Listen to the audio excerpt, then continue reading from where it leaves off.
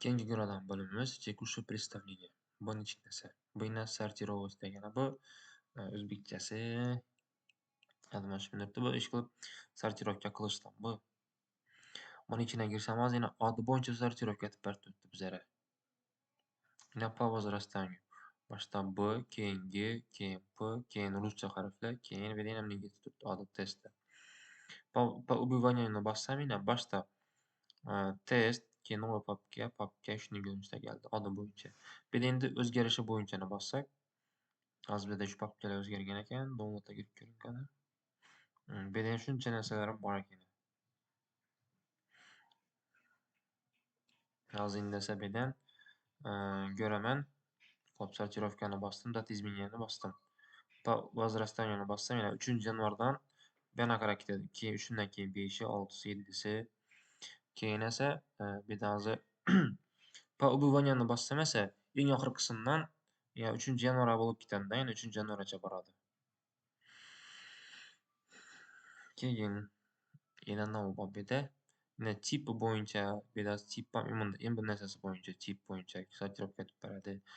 Avtoriya kategoriya taglar bo'yicha bizlar bo'lgan shu odi razmeri bilan ham bo'ladi.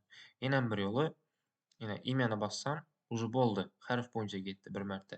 Yana bir marta bossam endi oxiridan pesana qarab, ya'ni alfavitda A-dan Y din, Y-dan A-ga din chiqaradi.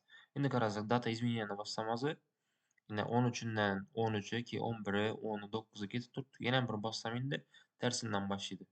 3dan, 4dan, 5dan, 6dan ketgan. Ya'ni shular yana убывание возрастанияni ishidan do'ratsak ham bo'ladi, tipi bo'yicha.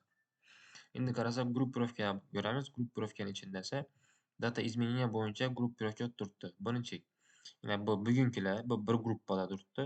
Bu o'tgan haftadagilar, yana 32 dan buni o'chirdim, 32. Undan oldingilar ham bunda yana. Bugun, o'tgan hafta va undan oldingi oylar. Bu gruppirovkada shunday.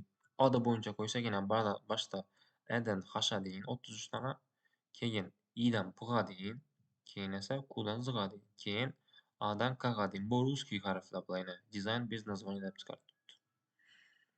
Bizlar gruppirovka shunday bo'ladi, lekin bizlar gruppirovka kerak vaqtida ishlatamiz. Hozircha bizlarga kerakmaydi. Bu yerda net degan ham bor. Netni bossam yana shu bo'yicha chiqadi. Keyin mana shu data изменения kerak bo'lgani. Mana bugun o'zgartirgan narsam bugunga tushib turishi kerak. Birinchiga chiqib turishi kerak.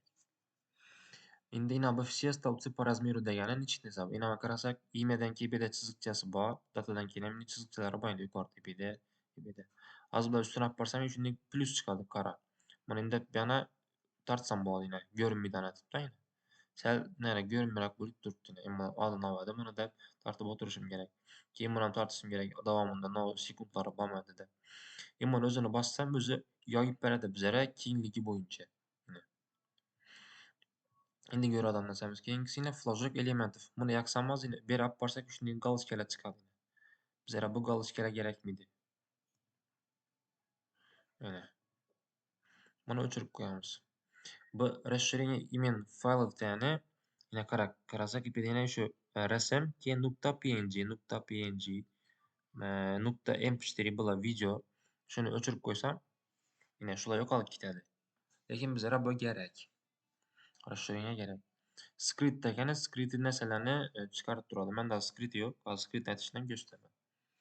Bundan keyin parametr bu nimalarni o'zgartirish, parametr papkalarni, menyular o'zini. Bu yana chuqurroq nastroykasi bu. Bu bo'limi bizlarga shart emas hozircha.